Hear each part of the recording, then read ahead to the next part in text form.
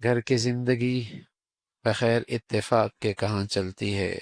آپس کا گھر کا اتفاق اور محبتیں ہوں تو گھر گھر ہوتا ہے، ورنہ تو آگ کی بھٹی ہوا کرتی ہے۔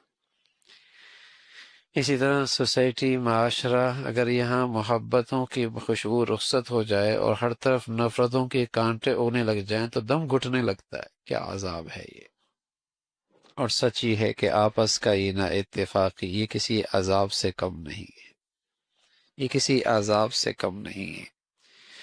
بس اوقات آدمی باہر کے غم دکھ کندھوں پہ برداشت کر لیتا ہے، لیکن گھر کے یہ غم اور نا اتفاقیاں، اس سے آدمی اندر سے کھوکھلا ہو جاتا ہے، اور اندر کی ہڈیاں کھوکھلی ہونے لگتی ہیں، خون خشک ہونے لگتا ہے۔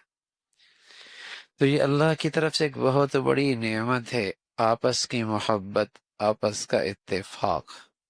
کسی بھی ماحول میں جہاں محبتوں کی خوشبو پھیلی ہوئی ہو، وہاں زندگی کا ایک لطف ہے، اور جہاں ہر شخص کا منہ دوسری طرف ہے اور ہر شخص کا سینہ کینہ اور بغض سے بھرا ہوا ہے، تو وہاں سانس لینا بھی مشکل ہو جاتا۔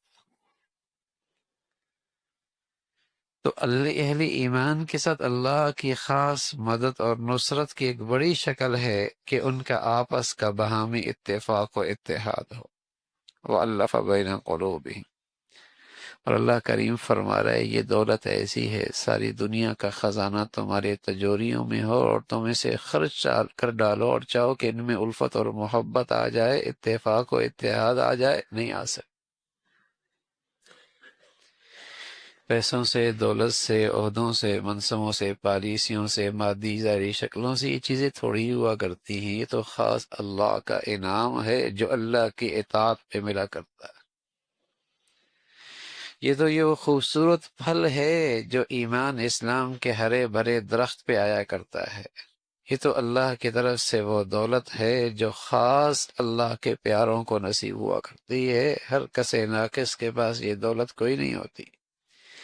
جنت ہے جہاں نفرت کوئی نہیں، جنت ہے جہاں بے سکونی کوئی نہیں۔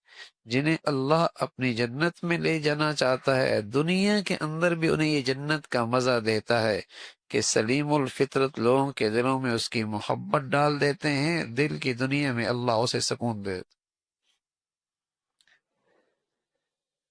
یہ خاص انعام ہے اللہ کے پیاروں کے لیے اس دنیا میں کہ آپس کی محبت اور دل کا سکون، یہ دونوں چیزیں جنت میں ہر جنتی کو ملیں گی۔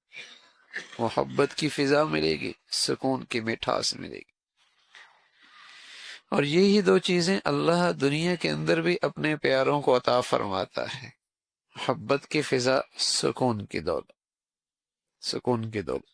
یہ اللہ کی طرف سے بہت بڑا انعام ہے، اور اہل ایمان کے لیے